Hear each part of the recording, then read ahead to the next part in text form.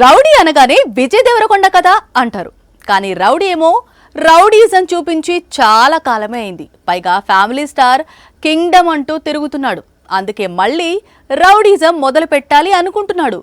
దేఖో Mary rowdyism అనబోతున్నాడు. ఒకప్పుడు విజయ్ అంటే ఇలా ఉండేవాడు, కానీ ఈ మధ్య ఫ్యామిలీ స్టార్ గా మారాడు.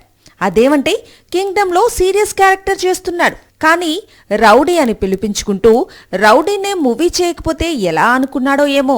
ఫ్యామిలీ స్టార్ తీసిన దిల్ రాజు బ్యానర్లోనే రాజావారు రాణివారు తీసిన దర్శకుడితో కలిసి రౌడీ జనార్దన పేరుతో మూవీ చేయబోతున్నాడు.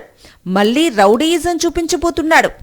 వన్స్ కింగ్డమ్ రిలీజ్ అయితే మాత్రం అటు రాహుల్ సంకృత్యాన్ దర్శకత్వంలో తెరకెక్కే భారీ చిత్రంలో, అలాగే రౌడీ జనార్దన చిత్రాలను ఒకేసారి పట్టాలెక్కించే పనిలో పడ్డాడు. రౌడీ జనార్దన చిత్రం పూర్తిగా రాయలసీమ బ్యాక్ డ్రాప్ లో తెరకెక్కనుంది. విజయ్ పవర్ఫుల్ పొలిటీషియన్ గా కనిపించబోతున్నాడట. వచ్చే ఏడాది ప్రేక్షకుల ముందుకు రానుంది.